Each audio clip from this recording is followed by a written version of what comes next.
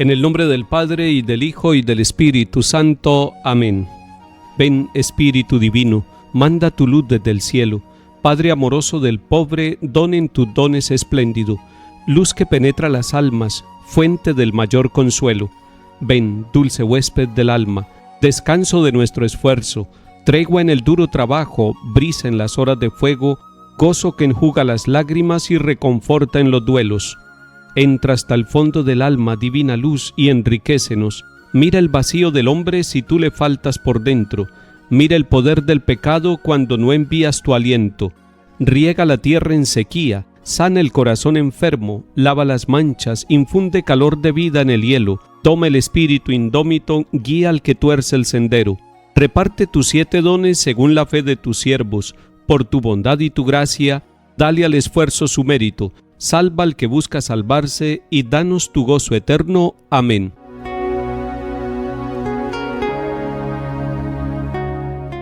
Lectura del libro de los Hechos de los Apóstoles, capítulo 16. En aquellos días, Pablo fue a Derbe y luego a Listra. Había allí un discípulo que se llamaba Timoteo, hijo de un griego y de una judía creyente. Los hermanos de Listra y de Iconio daban buenos informes de él. Pablo quiso llevárselo y lo circuncidó por consideración a los judíos de la región, pues todos sabían que su padre era griego. Al pasar por las ciudades comunicaban las decisiones de los apóstoles y presbíteros de Jerusalén para que las observaran. Las iglesias se robustecían en la fe y crecían en número de día en día. Como el Espíritu Santo les impidió anunciar la palabra en la provincia de Asia, atravesaron Frigia y Galacia. Al llegar a la frontera de Misia, intentaron entrar en Bitinia, pero el Espíritu de Jesús no se lo consintió. Entonces dejaron Misia a un lado y bajaron a Troas. Aquella noche Pablo tuvo una visión. Se le apareció un macedonio de pie, que le rogaba: «Ven a Macedonia y ayúdanos». Apenas tuvo la visión, inmediatamente tratamos de salir para Macedonia, seguros de que Dios nos llamaba a predicarles el Evangelio. Palabra de Dios. Te alabamos, Señor.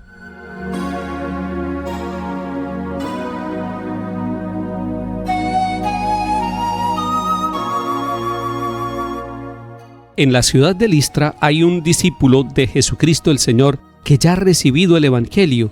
Su nombre es Timoteo, y la palabra de Dios nos dice que era hijo de un griego y de una judía creyente, es decir, era una mezcla de creencias. Y sin embargo él asume el Evangelio de Jesucristo el Señor. Es muy importante que miremos la figura de Timoteo, porque Timoteo, que ha recibido el Evangelio, tiene un buen informe de parte de las comunidades, es decir, están viendo en él las virtudes de un buen servidor, de un buen apóstol de la comunidad. Y Pablo se lo lleva y se va con él. El grupo de los misioneros va creciendo poco a poco. Timoteo después va a escribir unas cartas y ustedes las van a descubrir en el Nuevo Testamento. Son la carta primera y segunda de San Pablo a Timoteo, porque después Timoteo va a ser encargado de una comunidad y Pablo le va a escribir estas cartas para orientarlo, para fortalecerlo.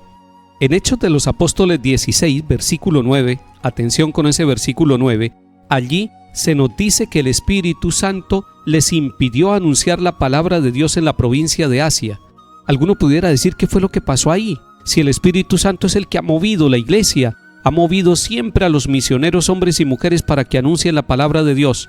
Seguramente los planes de Pablo, de Bernabé y de Timoteo eran distintos a los planes del Espíritu Santo. Y el Espíritu Santo no es que les impida, convirtiéndose en un obstáculo para la predicación del Evangelio, sino que les va guiando y les va cambiando incluso los planes, los lleva por otro lado.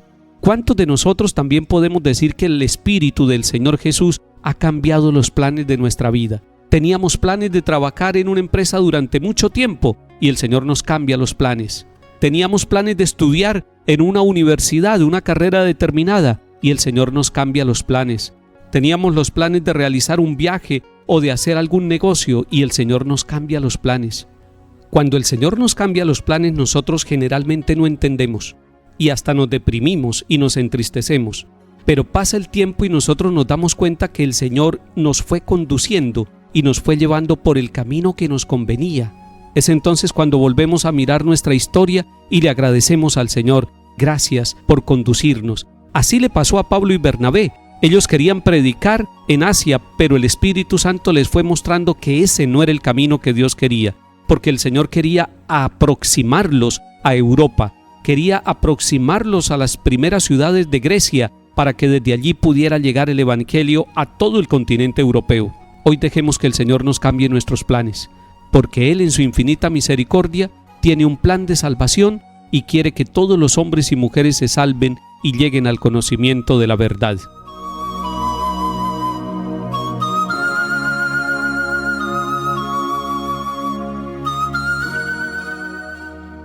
Salmo 99. Aclama al Señor tierra entera, sirva al Señor con alegría, entra en su presencia con vítores, sepan que el Señor es Dios, que Él nos hizo y somos suyos, su pueblo y ovejas de su rebaño. El Señor es bueno, su misericordia es eterna, su fidelidad por todas las edades.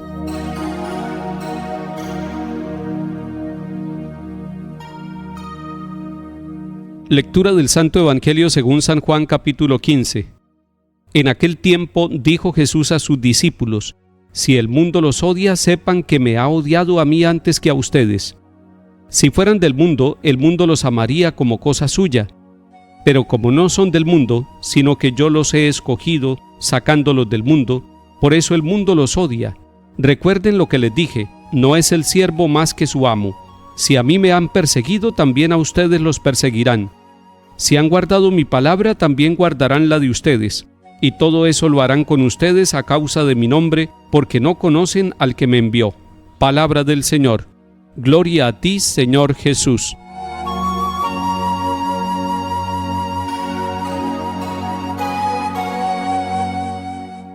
Estamos en el capítulo 15 de San Juan, donde el Señor ha dicho: yo soy la vid y ustedes los sarmientos, permanezcan en mí como yo en ustedes.